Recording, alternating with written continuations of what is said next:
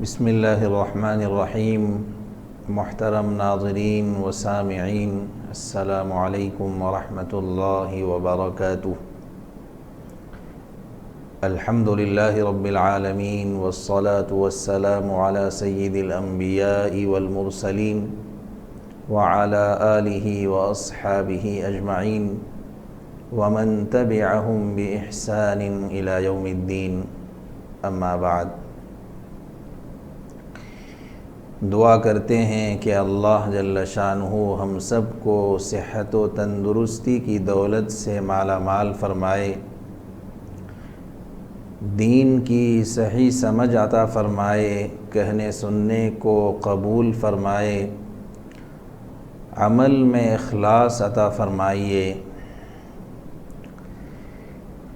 آئیے ہم سب یہ نیت کریں کہ جس اللہ نے آسمان و زمین اور جو کچھ ان کے درمیان ہے سب کو پیدا فرمایا،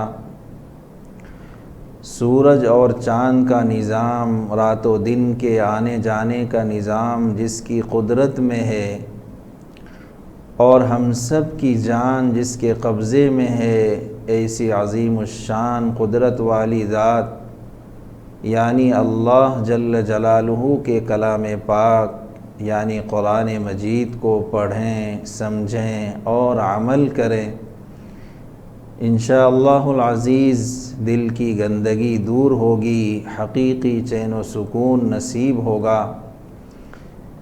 اس پروگرام کا مقصد صرف یہی ہے کہ ہم سب قرآن سے قریب ہوں، ہمیں قرآن کے پڑھنے کا شوق اور جذبہ ہو۔ 24 گھنٹے میں سے 2-2.5 گھنٹے قرآن سیکھنے، سکھانے، سننے اور سنانے کے لیے ہم خاص کریں۔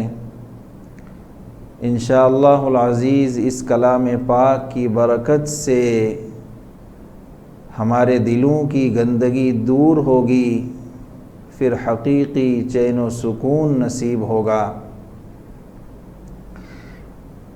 اعوذ باللہ من الشیطان الرجیم، بسم اللہ الرحمن الرحیم۔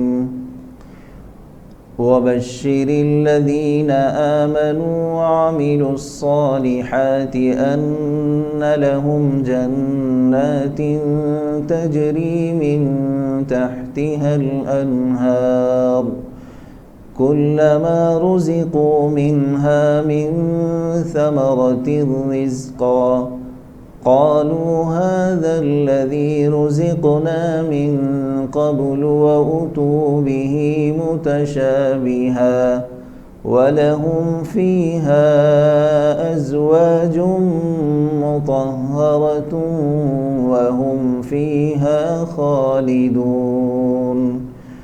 صدق اللہ العظیم۔ ان مذکورہ آیات کا ترجمہ یہ ہے، اور ان لوگوں کو خوشخبری سنا دیجئے جو ایمان لائے اور اچھے عمل کیے،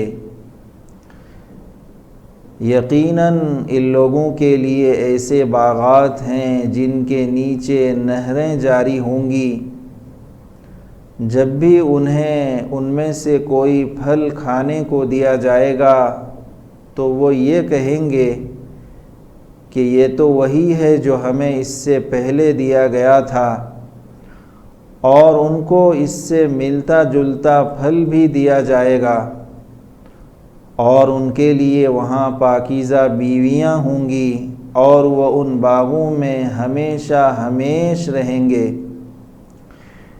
قرآن کریم میں ہر جگہ ایمان کے تذکرے کے ساتھ ساتھ اعمال تذکرہ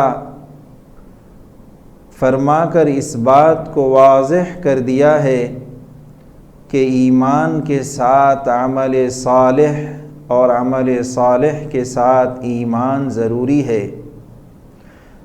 قرآن کریم میں تقریباً ہر جگہ ایمان کے ساتھ اعمال تذکرہ کا ذکر ہے۔ قرآن کریم میں تقریباً ہر جگہ ایمان کے ساتھ اعمال صالحہ کا ذکر آیا ہے۔ عمل صالح کے بغیر ایمان فائدہ نہیں دیتا، اور ایمان کے بغیر اعمال خیر کی اللہ کے یہاں کوئی اہمیت نہیں ہے۔ اس لیے ایمان کے ساتھ اعمال صالحہ کا ہونا بے حد ضروری ہے۔ عمل صالح سے کیا مراد ہے؟ اعمال صالحہ کسے کہتے ہیں؟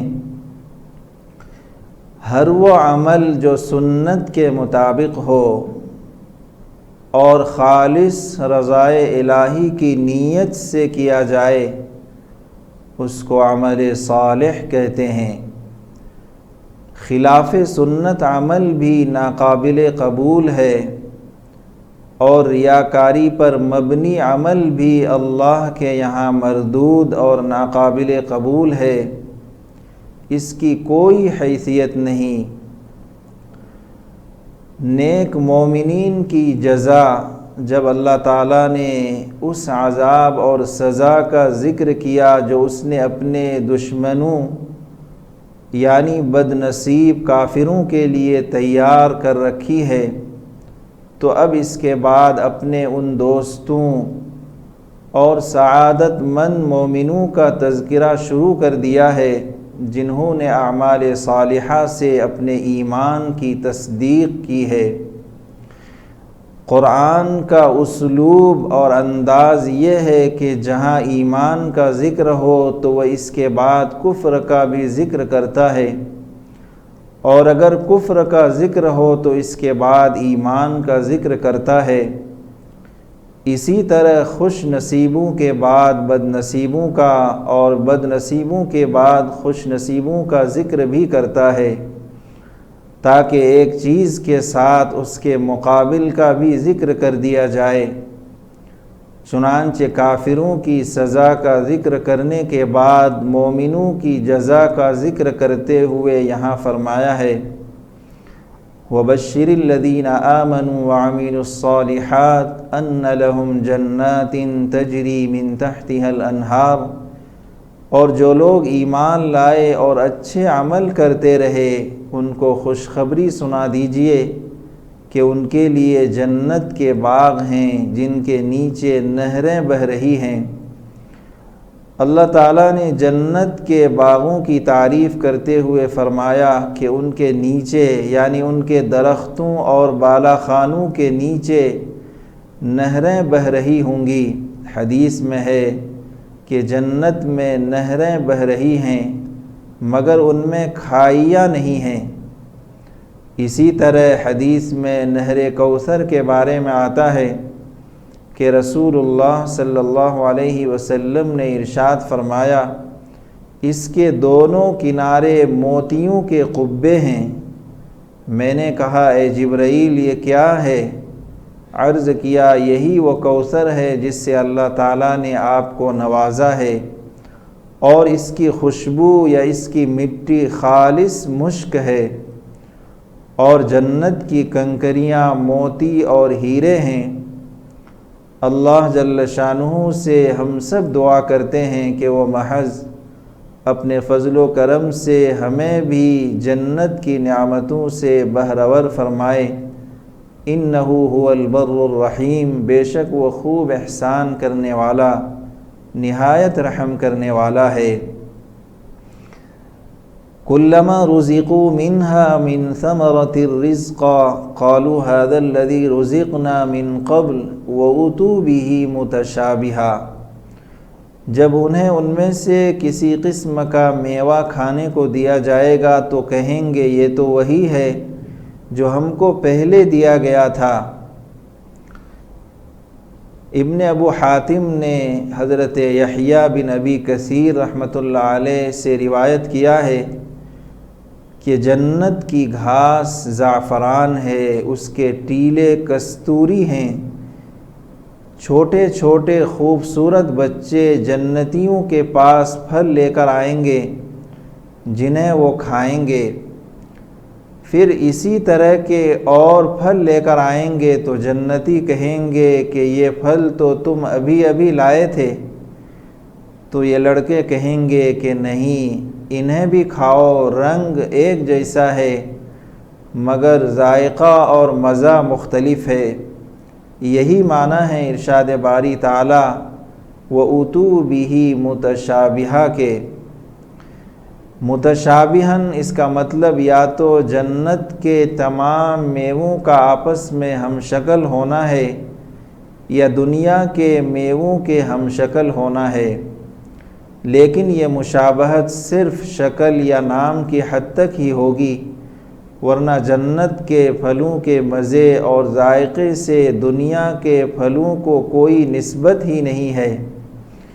جنت کی نعمتوں کے بارے میں حدیث میں ہے، رسول اللہ صلی اللہ علیہ وسلم نے ارشاد فرمایا ما لا عین رأت ولا اذن سمعت ولا خطر على قلب بشر، صحیح البخاری۔ نہ کسی آنکھ نے انہیں دیکھا ہے، نہ کسی کان نے سنا ہے، اور دیکھنا سننا تو بہت دور کی بات ہے، کسی انسان کے دل میں اس کا گمان بھی نہیں گزرا۔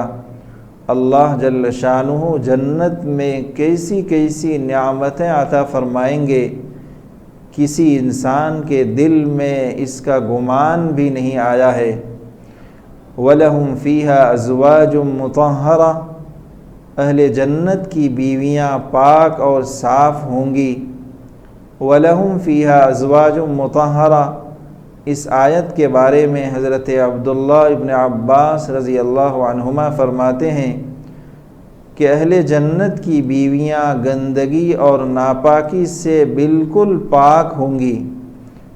امام مجاہد رحمۃ اللہ علیہ فرماتے ہیں کہ وہ حیض، پیشاب پاخانہ، رینٹ، تھوک، منی اور نفاس جیسی گندی چیزوں سے پاک ہوں گی۔ وَهُمْ فِيهَا خَالِدُونَ، اور وہ جنت میں ہمیشہ ہمیش رہیں گے۔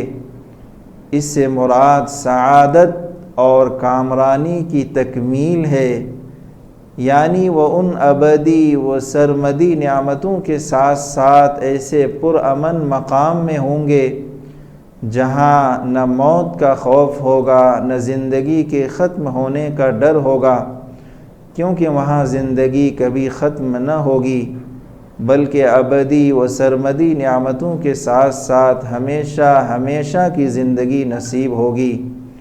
ہم اللہ تعالیٰ سے دعا کرتے ہیں کہ وہ ہمیں بھی اپنے انہی بندوں میں شامل فرما لے۔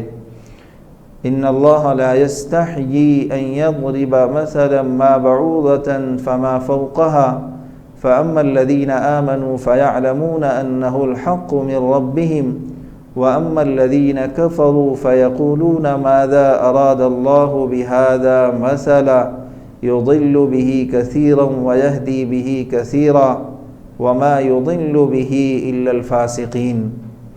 بے شک اللہ تعالیٰ اس بات سے نہیں شرماتا کہ وہ کوئی سی بھی مثال بیان کرے، مچھر کی ہو یا اس سے بھی بڑھ کر، یعنی حقیر ہو یا عظیم ہو۔ پھر جو لوگ ایمان لائے وہ تو جانتے ہیں کہ بے شک یہ ان کے رب کی طرف سے حق ہے، لیکن جن لوگوں نے کفر کیا وہ کہتے ہیں کہ ایسی مثالیں پیش کرنے سے اللہ کی کیا مراد ہے۔ اللہ اس سے بہت ساروں کو گمراہ کرتا ہے اور بہت ساروں کو ہدایت دیتا ہے، اور وہ اس سے نافرمانوں کے علاوہ کسی کو گمراہ نہیں کرتا۔ جب اللہ جل شانہ نے دلائل قاطعہ سے قرآن مجید کا معجزہ ہونا ثابت فرما دیا تو کفار نے ایک دوسرے طریقے سے اعتراض کر دیا، اور وہ یہ کہ اگر یہ کلام الہی ہوتا تو اتنی عظیم ذات کے نازل کردہ کلام میں چھوٹی چھوٹی چیزوں کی مثالیں نہ ہوتیں۔ اللہ جل شانہ نے اس کے جواب میں فرمایا کہ بات کی توضیح اور کسی حکمت بالغہ کے پیش نظر ان مثالوں کے بیان کرنے میں کوئی حرج نہیں۔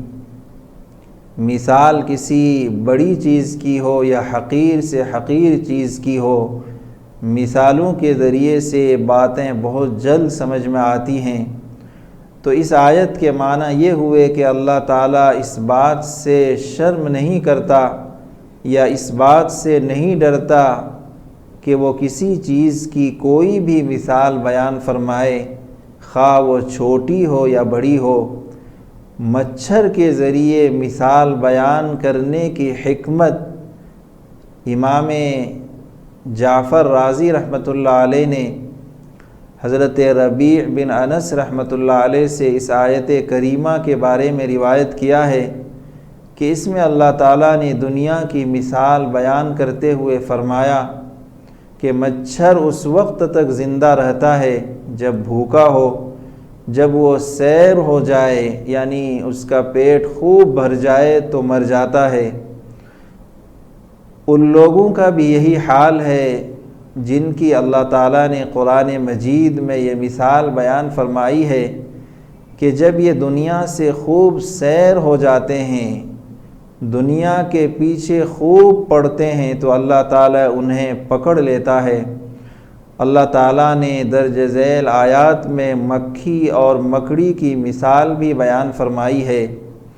ایک آیت ہے یا ایھا الناس ضرب مثل فاستمعوا له ان الذين تدعون من دون الله لن يخلقوا ذبابا ولو اجتمعوا له وإن يسلبهم الذباب شيئا لا يستنقذوه منه ضعف الطالب والمطلوب، جس کا ترجمہ ہے لوگوں ایک مثال بیان کی جاتی ہے، اسے غور سے سنو کہ جن کو تم اللہ کے علاوہ پکارتے ہو وہ ایک مکھی بھی نہیں بنا سکتے، اگرچہ اس کے لیے سب جمع ہو جائیں، اور اگر ان سے مکھی کوئی چیز چھین لے جائے تو اس سے چھڑا بھی نہیں سکتے۔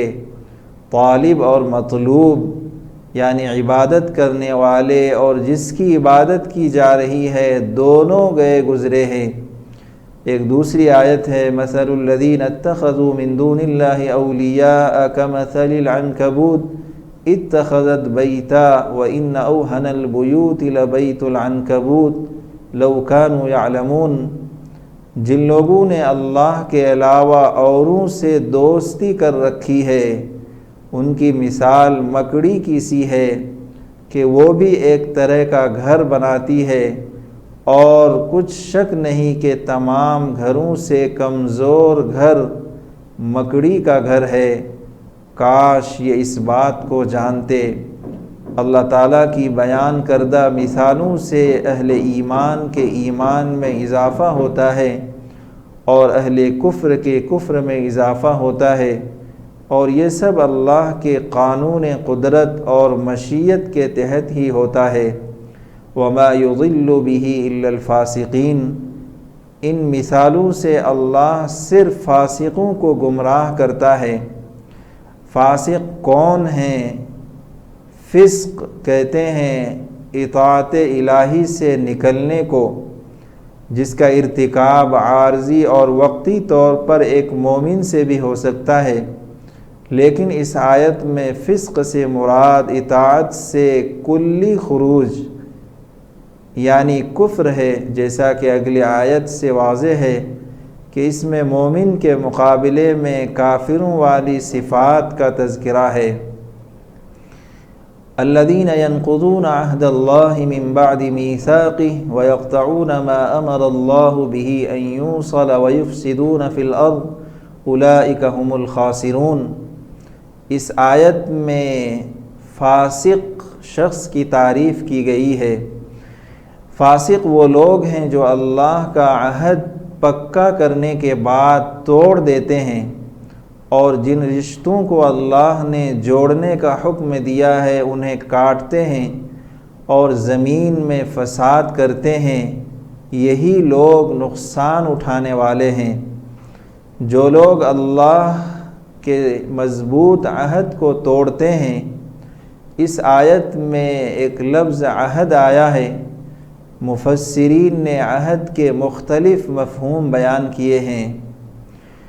نمبر 1، اللہ تعالیٰ کی وہ وصیت جو اس نے اپنے اوامر بجا لانے اور نواہی سے باز رکھنے کے لیے انبیاء علیہم الصلاۃ والسلام کے ذریعے سے مخلوق کو کی، یعنی اللہ جل شانہ نے انبیاء علیہم الصلاۃ والسلام کے ذریعے بندوں کو حکم دیا کہ یہ چیزیں کرنے کی ہیں۔ کرنے کی چیزوں کو عربی میں اوامر کہتے ہیں، اور جن چیزوں سے روک دیا گیا ہے انہیں عربی میں نواہی کہتے ہیں۔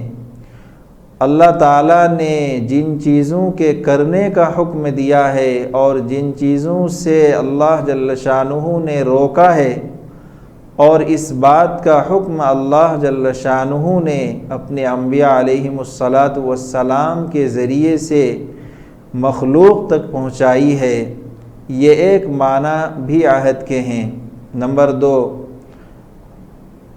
وہ عہد جو اہل کتاب سے تورات میں لیا گیا کہ نبی آخر الزماں صلی اللہ علیہ وسلم کے آ جانے کے بعد تمہارے لیے ان کی تصدیق کرنا اور ان کی نبوت پر ایمان لانا ضروری ہوگا، یہ وعدہ جو ان سے لیا گیا تھا یہ بھی ایک معنی میں عہد ہے۔ نمبر 3، وہ عہد الست جو صلب آدم سے نکالنے کے بعد تمام ذریت آدم سے لیا گیا، جس کا ذکر قرآن مجید میں کیا گیا ہے۔ الست بربکم قالوا بلا، اللہ جل شانہ نے سب سے پوچھا تھا کیا میں تم سب کا رب نہیں ہوں؟ سب نے جواب دیا تھا کیوں نہیں، آپ ہی ہمارے رب ہیں۔ کیا میں تم سب کا پروردگار نہیں ہوں؟ سب نے ایک ساتھ جواب دیا تھا کیوں نہیں۔ یہ وعدہ بھی عہد ہے۔ جو فاسق ہوتے ہیں وہ اللہ کے اس وعدے کو توڑ دیتے ہیں۔ خلاصہ یہ کہ فاسق وہ لوگ ہیں جو اللہ کے مضبوط وعدے کو توڑ دیتے ہیں، اور اللہ نے جن چیزوں کے جوڑنے کا حکم دیا ہے انہیں توڑ دیتے ہیں اور زمین میں فساد پھیلاتے ہیں۔ ایسے لوگ قرآن مجید سے ہدایت نہیں پا سکتے۔ بعض علماء کی رائے یہ ہے کہ یہ آیت اہل کتاب کے کافروں اور منافقوں کے بارے میں ہے، اور عہد سے مراد وہ عہد ہے جو اللہ تعالیٰ نے اہل کتاب سے لیا کہ وہ تورات کے مطابق عمل کریں گے، اور جب حضرت محمد صلی اللہ علیہ وسلم دنیا میں تشریف لائیں گے تو آپ کی اتباع کریں گے، اور آپ اپنے رب کے پاس سے جس دین و شریعت کو لائیں اس کی تصدیق کریں گے۔ اور عہد کو توڑنے سے مراد ان کا آپ کو جاننے اور پہچاننے کے باوجود آپ صلی اللہ علیہ وسلم کا انکار کرنا اور لوگوں سے آپ کی نبوت کو چھپانا ہے۔ کیف تکفرون باللہ وکنتم امواتا فاحیاکم ثم یمیتکم ثم یحییکم ثم الیہ ترجعون، اللہ کے ساتھ کیسے کفر کرتے ہو حالانکہ تم مردہ تھے، پھر اس نے تمہیں زندگی دی، پھر تمہیں موت دے گا، پھر وہی تمہیں زندہ کرے گا، پھر اسی کی طرف تم سب لوٹائے جاؤ گے۔ اللہ جل شانہ نے اپنے وجود و قدرت کی دلیل دیتے ہوئے اور اس بات کو بیان کرتے ہوئے کہ وہی اپنے بندوں کا خالق اور ان میں تصرف کرنے والا ہے، ارشاد فرمایا کیف تکفرون باللہ، تم اللہ کے وجود کا کس طرح انکار کر سکتے ہو، یا تم اس کے ساتھ کسی اور کی کس طرح عبادت کر سکتے ہو، حالانکہ تم بے جان تھے، اس نے تم کو زندگی بخشی، یعنی اس ذات گرامی نے تمہیں عدم سے وجود بخشا۔ ایک آیت میں ہے ام خلقوا من غیر شیء ام هم الخالقون ام خلقوا السماوات والارض بل لا یوقنون، کیا یہ کسی کے پیدا کیے بغیر ہی پیدا ہو گئے ہیں، یا یہ خود اپنے آپ کو پیدا کرنے والے ہیں، یا انہوں نے آسمانوں اور زمین کو پیدا کیا ہے؟ نہیں، بلکہ یقین ہی نہیں رکھتے۔ آیت کریمہ میں 2 موت اور 2 زندگی کا تذکرہ کیا گیا ہے۔ دعا ہے اللہ جل شانہ ہم سب کو قرآن کریم کی سمجھ عطا فرمائے، قرآن کریم کے پڑھنے کا شوق اور جذبہ عطا فرمائے۔ رب العالمین ہم سب کے تمام کبیرہ صغیرہ گناہوں کو معاف فرمائے۔ رب العالمین ہم سب کو تلاوت کا شوق اور جذبہ عطا فرمائے، دنیا اور آخرت کی ہر بھلائی سے مالا مال فرمائے، دلوں میں اپنی محبت، اپنے حبیب صلی اللہ علیہ وسلم کی محبت، شریعت مطہرہ کی محبت پیدا فرمائے، کہنے سننے سے زیادہ عمل کی توفیق عطا فرمائے۔